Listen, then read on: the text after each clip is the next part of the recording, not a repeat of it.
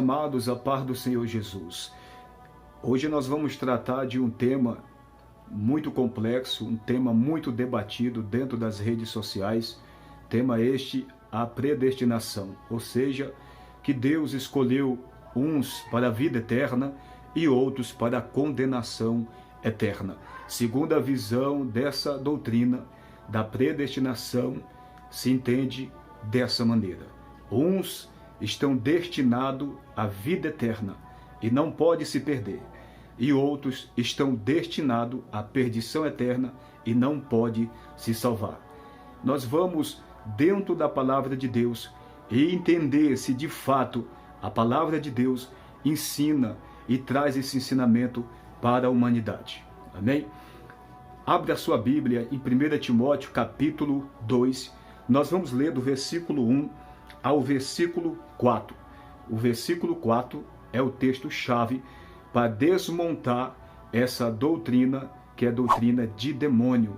Essa doutrina não faz parte da doutrina do nosso Senhor e Salvador, Jesus Cristo, que morreu pela humanidade, que veio salvar o mundo e não condenar o mundo. Vamos ler. 1 Timóteo, capítulo 2, vamos ler do versículo 1, mas o verso-chave é o versículo 4. Admoesto-te, pois, antes de tudo, que se façam deprecações, orações, intercessões e ações de graça por todos os homens. Verso 2. Pelos reis e por todos os que estão em eminência, para que tenhamos uma vida quieta e sossegada em toda piedade e honestidade. Verso 3. Porque isto é bom e agradável diante de Deus, nosso Salvador, que quer que todos os homens se salvem e venham ao conhecimento da verdade. Observe o versículo 4. Que quer que todos os homens se salvem e venham ao conhecimento da verdade.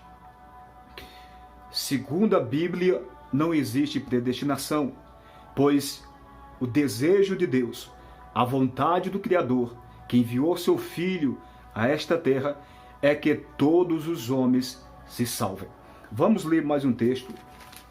Livro de Tito, carta a Tito, capítulo 2, o versículo 11, está escrito assim: porque a graça de Deus se há manifestado, trazendo salvação a todos os homens.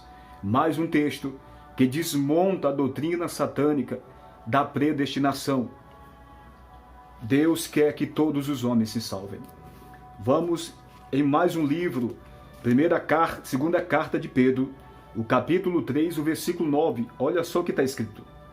O Senhor não retarda a sua promessa, ainda que alguns a tenham por tardia, mas é longânimo para conosco, não querendo que alguns se percam, senão que todos venham a arrepender-se. Observe o que está escrito nesse versículo. Muitos acreditam que o Senhor está tardando, mas como está escrito nesse texto, o Senhor não tarda, ainda que alguns tenham por tarde, ou seja, o Senhor está demorando, quando o Senhor vai vir. Mas a longanimidade de Deus, ou seja, a sua grandiosa paciência para com a humanidade, é quem o detém ainda, pelo qual motivo o Senhor ainda não veio. E por quê? Porque o Senhor quer que todos se arrependem. Ou seja, todos se arrependendo, todos vão ser salvos. Mas entendemos pelas Escrituras que nem todos vão ser salvos. Infelizmente, milhares de pessoas não vão ser salvas ou salvo, mas não porque não é a vontade de Deus, mas sim porque não querem abandonar o pecado. Porque servir a Cristo significa abandonar a prática do pecado, deixar de viver a prática do pecado e viver para o mundo e viver para Cristo, se tornando assim uma nova criatura pela graça de Deus. É por isso que milhares e milhares de pessoas não herdarão o reino de Deus, porque não querem abandonar o pecado, ou seja, através do arrependimento. É isso que se trata esse texto. O Senhor quer que todos se arrependam, porque havendo arrependimento, haverá salvação certamente. Então, em 3 versículos das Escrituras Sagradas, a doutrina da predestinação, ou seja, de que muitos foram escolhidos por Deus para ser salvo e não pode se perder, e muitos foram escolhidos por Deus para se perder e não pode se salvar.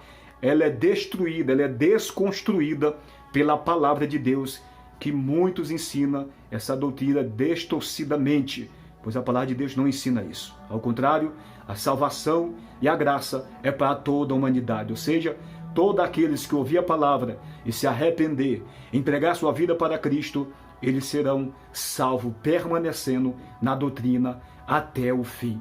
E o nome do Senhor será glorificado. Amém?